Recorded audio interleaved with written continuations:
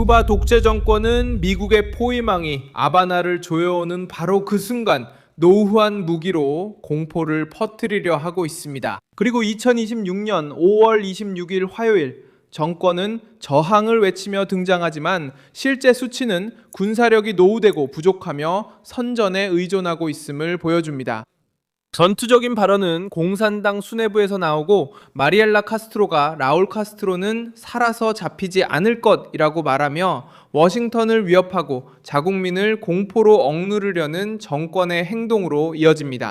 하지만 실제 구조는 취약합니다. 약 4만 9천 명의 현역 군인, 3만 9천 명의 예비군, 소련제 방어체계, 소수의 전투기, 제한된 헬리콥터, 그리고 군사력도 미약합니다. 이 군사력은 미국 같은 강대국과 맞서기보다는 쿠바 국민을 통제하는 데 더 많이 사용됩니다.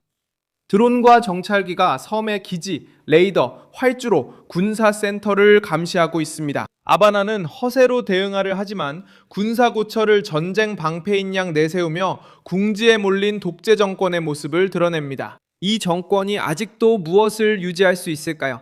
왜 카스트로 일가는 법적 군사적 두려움을 공개적인 위협으로 바꿨을까요? 실질적인 공군도 없고 강한 경제도 없으며 충분한 에너지도 없는 독재 정권이 어떻게 트럼프를 상대로 군사 대응을 하겠다는 걸까요? 지금 바로 다 말씀드릴게요. 이런 직설적이고 군더더기 없는 콘텐츠를 좋아하신다면 구독을 고려해보세요. 여기서는 매일 이런 영상이 올라옵니다. 위기의 중심은 쿠바에 있지만 압박은 워싱턴에서 오고 있습니다.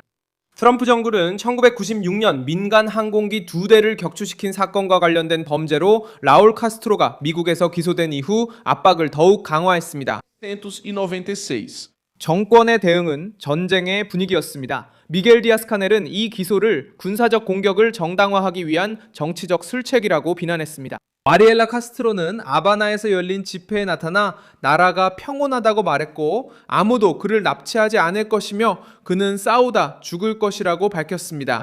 쿠바 혁명군은 혁명 육군, 혁명 해군, 방공 및 혁명 공군으로 구성되어 있으며 이외에도 영토 민병대와 보조 조직들이 있습니다. 이론적으로는 섬을 방어하기 위해 조직된 군사기구가 존재합니다. 실제로는 공개된 자료에 따르면 약 4만 9천 명의 현역 군인과 3만 9천 명의 예비군이 있어 총 동원 가능한 인원은 약 8만 8천 명에 달합니다. 내부 선전용으로는 많아 보일 수 있지만 항공모함, 함재기, 위성, 드론, 전자정보, 그리고 해외 기지까지 보유한 군사 강국과 맞서기에는 턱없이 부족한 숫자입니다. 쿠바 육군은 여전히 정권의 가장 중요한 축입니다. 군대는 대부분의 병력을 집중시키고 있으며 국방뿐만 아니라 내부 통제에도 사용됩니다. 이것이 반드시 이해해야 할 차이점입니다. 정권은 외국 세력과의 전쟁만을 염두에 두고 군인을 유지하는 것이 아닙니다. 정권은 거리 감시, 시위 진압, 공산당 건물 보호, 사회 위기가 공공연한 반란으로 번지는 것을 막기 위해 군대를 활용합니다. 쿠바 군인은 정전, 식량, 연료 부족, 탈출이 많은 섬에서 힘을 과시하는 수단으로 쓰입니다. 외부에 대한 힘의 과시이자 내부에 대한 압박의 도구로 사용되고 있습니다.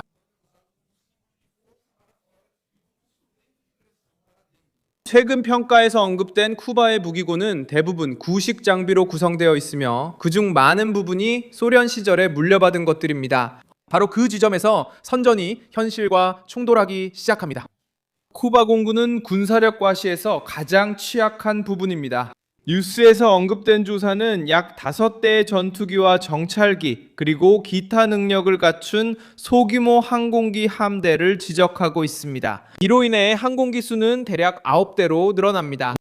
헬리콥터의 경우 공격용 4대와 다목적용 약 7대가 있어 총 항공기 수는 약 20대에 달합니다. 미국과 맞서겠다고 말하는 독재 정권치고는 이 숫자가 충격적입니다. 항공기가 20대 뿐인가요? 현대적인 군대와 맞서 오랜 시간 방어를 유지하는 것은 불가능합니다. 특히 상대가 레이더, 기지, 활주로, 그리고 대응 패턴까지 모두 파악할 수 있을 때는 더욱 그렇죠. 쿠바 해군 역시 결정적인 위협으로 보이지 않습니다.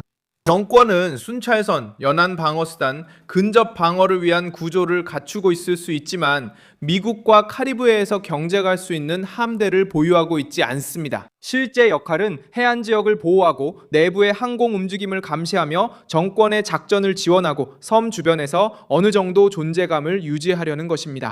심각한 위기 상황에서는 쿠바 해군이 미국 해군과 직접 맞서기보다는 숨고 분산되고 저항하는 데 더 의존하게 될 것입니다. 그래서 전쟁에 대한 수사는 무겁게 들리지만 군사 장비 목록을 보면 능력이 제한적임을 알 수 있습니다. 뉴스에서 언급된 그 잔인한 포위는 바로 감시를 통해 이루어집니다. 쿠바 주변에서 유인 항공기와 드론을 이용해 107시간 50분이 넘는 정보 비행이 이루어졌으며 이를 통해 공군기지, 해군기지, 그리고 방어 구조물 등 주요 목표를 관찰했습니다. 이 감시는 단순히 바라보기 위한 것이 아닙니다. 이 감시는 정권이 어떻게 반응하는지, 어떤 위험 신호가 켜지는지, 통신이 어떻게 작동하는지, 어떤 지역이 보호받는지, 그리고 어떤 구조물이 실제로 작동하는지를 파악하기 위한 것입니다.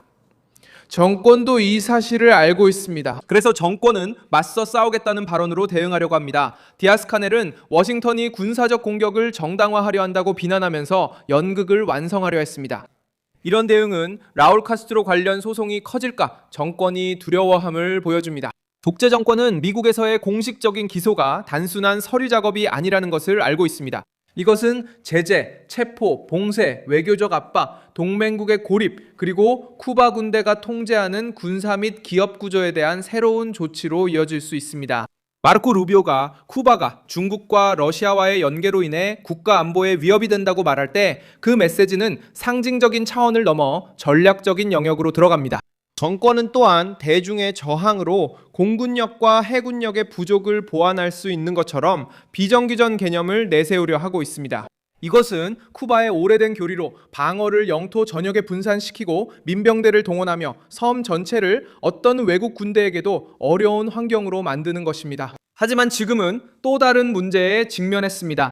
현대의 비정규전은 통신, 드론, 에너지, 기동성, 기술, 연료, 그리고 조정에 의존합니다. 쿠바는 정전, 자원 부족, 그리고 심각한 경제 위기로 고통받고 있습니다. 일반 시민의 집에 불을 켜는 것도 힘든 정권이 오랫동안 조직적인 군사 대응을 유지하는 것은 어려울 것입니다. 미국의 압박은 또한 독재 정권의 군사 경제의 핵심을 겨냥하고 있습니다. 쿠바 군대는 단순히 군인과 병영만이 아닙니다. 그들은 군사기구와 연결된 구조를 통해 기업, 호텔, 물류, 무역, 외화, 그리고 전략적 부문들을 통제하고 있습니다.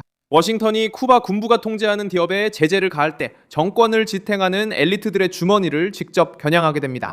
정권은 단순히 군대만을 걱정하는 것이 아닙니다. 돈과 통제에 대해 걱정하고 있습니다. 한편 미국의 군사적 존재는 이 지역에서 심리적 압박을 가중시키고 있습니다. 그리고 트럼프의 발언 하나하나가 정권을 반응하게 만듭니다. 그리고 각 반응은 혁명적 담론과 실제 역량의 차이를 드러냅니다. 이제 앞으로 무슨 일이 일어날지는 워싱턴의 다음 결정과 아바나의 반응에 달려 있습니다. 트럼프 정부가 법적, 군사적, 경제적 포위를 유지한다면 독재 정권은 공개 행사와 저항 발언, 그리고 국가 방위 선전을 더욱 강화할 것입니다. 군대를 전시하고 오래된 무기를 보여주며 공산주의 청년들을 소집하고 내부 지지층을 결집시키기 위해 전투를 언급할 수도 있습니다. 하지만 가장 민감한 부분은 다른 곳에 있습니다. 만약 미국이 군사 네트워크, 정권의 기업 혹은 라울 카스트로의 동맹 세력을 상대로 압박을 가한다면 독재 정권은 생존을 위한 협상에 항복할지 아니면 강수를 둘지 선택해야 할 것입니다. 자신들의 무기고로는 뒷받침할 수 없는 전쟁 같은 수사로 말입니까? 저는 밀손 알베스입니다. 국제주의자이자 글로벌 전문가로 매일 진실된 정보를 전하는 것이 제 목적입니다. 뉴스 링크는 영상 설명란에 있습니다. 이 영상에 좋아요를 눌러주시고 채널을 구독해주세요. 그리고 영상이 끝난 후에는 댓글도 확인하셔서 밀손 알베스 커뮤니티와 더욱 활발하게 소통하시기 바랍니다.